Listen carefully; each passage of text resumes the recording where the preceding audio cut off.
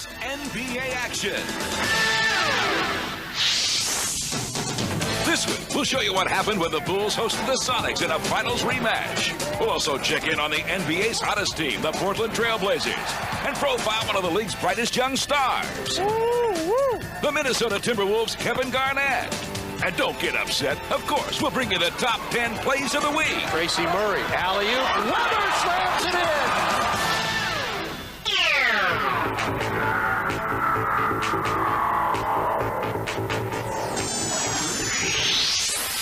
All right, here we go. Look out! Oh my goodness! Middle! Oh, Smokey!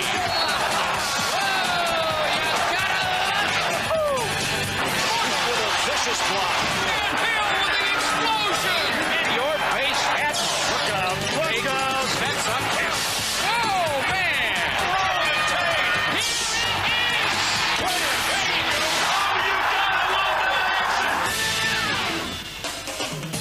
We tip off our show by going into the action with a look at a rematch of last year's finals between the Sonics and the Bulls.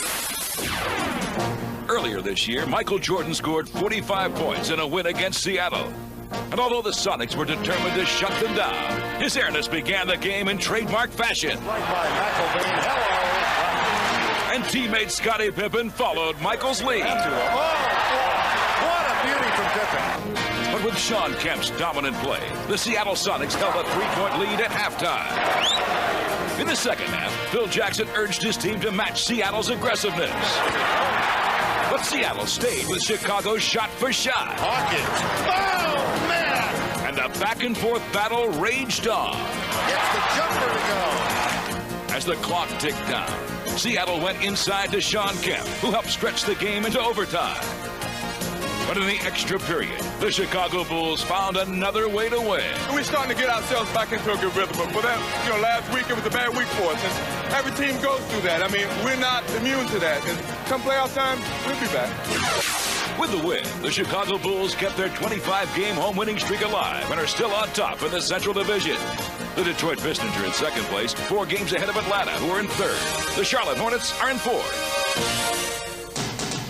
Before their big win against the Sonics, the Chicago Bulls had an unusually difficult week, which began in New Jersey.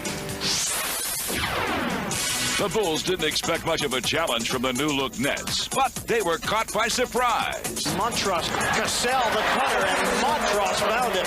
New Jersey was not intimidated by the defending NBA champions, as they played like a playoff team. Cassell, catch for the Kittles jam. The Nets continued their inspired play. Lots it for Kittles. The fans applauding the Nets' effort, and what an effort it's been for the New Jersey Nets. Not even Michael could save the day. Jordan, pump fake, fadeaway for the tie. No! For one night, they played like champions. The next big test came at Madison Square Garden against the New York Knicks. Amazingly, New Jersey would come up with another victory. And in back-to-back games, they had beaten the top 2 teams in the East. This is a revived New Jersey Nets team. These 2 wins are probably the best thing that have happened since I've been here. And, it's just picked all of us up. Now, we check in on a team in the East that's looking to move up in the race for the playoffs, the Orlando Magic. Over the years, the Magic has been one of the best teams in the NBA. But earlier this season, they struggled. Now, Penny Hardaway and company are back in top 4 and are making a strong push to improve their postseason positioning.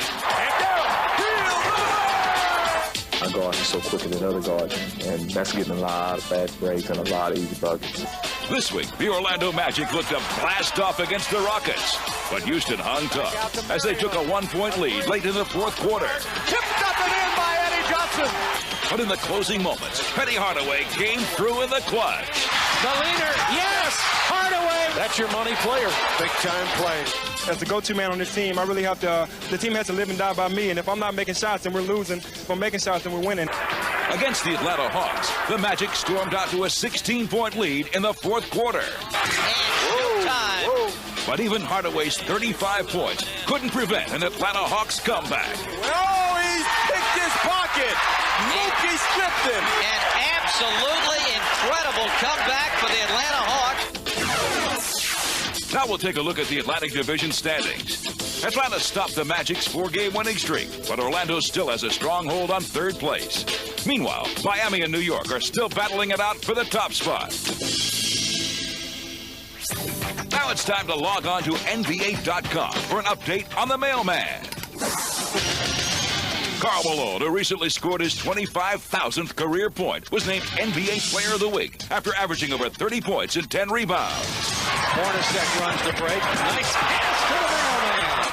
When you stop and think about it, it's tremendous what he's been able to do day in and day out. It's just something. Next, a sharpshooting Laker guard reached a scoring milestone. This season, LA's Byron Scott rejoined the Lakers, a team he'd won 3 NBA titles with. And it was fitting that he'd score his 15,000th point in an LA uniform. Oh, with that basket, Byron Scott has 15,000 points for his career.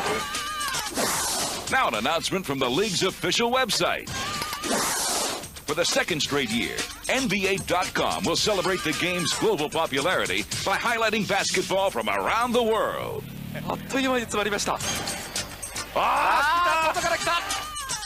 Beginning on May 24th, International Week will give fans an opportunity to pick their global dream team. See features on basketball leagues around the world and receive some special greetings. I'm Miguel Mutombo. I play center for Atlanta Hawks.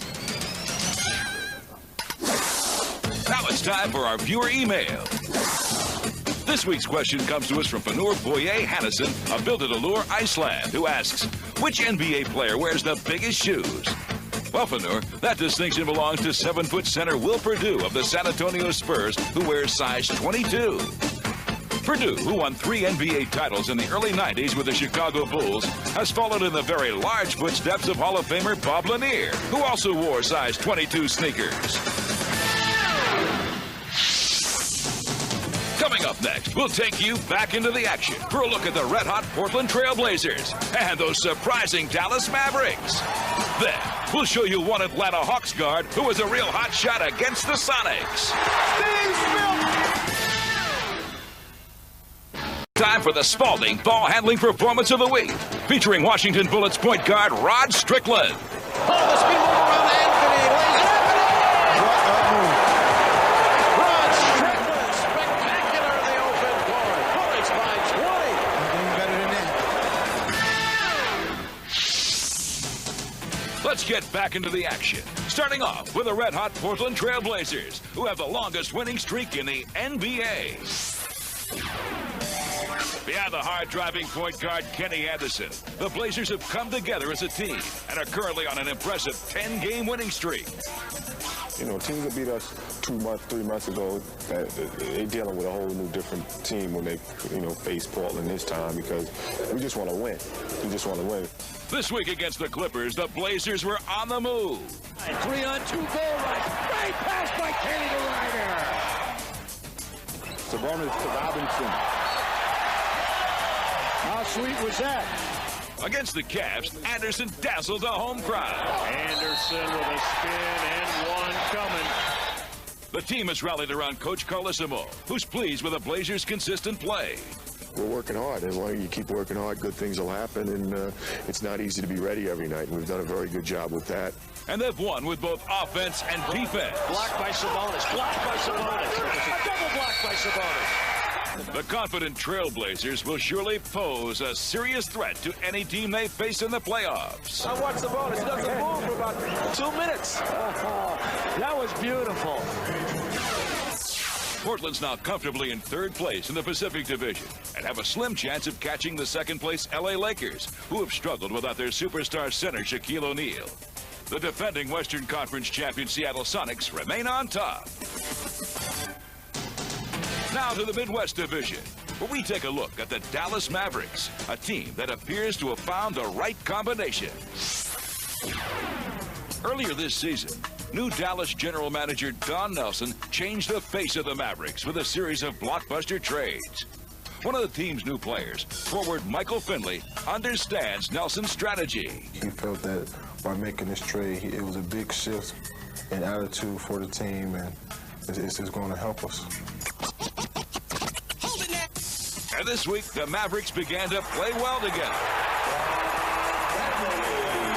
as Dallas pulled off one of the biggest upsets of the season, defeating the New York Knicks. Strick comes up shooting a top shot right in the face of John Starks. And later in the week, they stole a game from the Boston Celtics. Rebound by Walker with 13 seconds left. Finley has a breakout. The Mavericks have the lead. Michael Finley never quit on a steal. He never quit on the ball. Despite their improved play, the Mavericks remain in 4th place in the Midwest Division. They trail the playoff-bound Minnesota Timberwolves, the injury-plagued Houston Rockets, and the top team in the Western Conference, the Utah Jazz. Now it's time for Hot Shots, where we highlight the best performances of the week. Steve Smith's a big reason why the Atlanta Hawks are one of the best three-point shooting teams in the league. And against Seattle, Smith was red hot. Smitty. Oh, that's beautiful. 78, 65. Smitty. Oh, yes, Smitty. He's fouled at a three-point play. Atlanta's shooting guard tied an NBA record as he made 7 three-pointers in the 4th quarter. Smitty looking for that screen again. Thinks he can take Terry Cummings from deep. Yes, Smitty mills it. He is shooting leaders and jumpers and floaters, and everything is going. Steve Smith, who is the Atlanta Hawks' leading scorer at 20 points per game, tried his best to prevent a Seattle victory as he kept connecting from all over the basketball court. Big three. Oh, yes, Steve Smith. Incredible performance from Steve Smith. Although the Hawks lost, Smith was spectacular, finishing with 36 points and 9 three-pointers. The Atlanta Hawks are one of only 4 teams in the NBA who have made over 500 three-pointers. They rank 3rd in the league with 518 made, behind the Miami Heat and the Houston Rockets. The Denver Nuggets have struggled all season long, but forward LaFonso Ellis did have his stroke as he had a career night against the San Antonio Spurs. And a steal by Barnes. He's got Alexander to beat. Stuffs it down. LaFonso dominated the game by scoring in any way and from everywhere on the court, and San Antonio couldn't stop him. Barnes, a three. Got 7 threes for him, a new career high. LaFonso Ellis had a career-high 39 points and 7 three-pointers. Big Sean Bradley looks like he's getting comfortable in Dallas. Against the Boston Celtics, he became the first Dallas Mavericks center to ever score over 30 points in a ball game. Finley sets it up for Bradley. Yes, Bradley was standing tall, notching double figures in rebounds as well. How about that? Bradley finished with a season-high 31 points and 10 rebounds. He also blocked 4 shots. Coming up next, in overtime, we'll check out a matchup between 2 of the league's best rookies. And Allen has his way. Then prepare yourself for a memorable trip to the highlight zone. 3-on-1 to Dominique. Yeah, baby.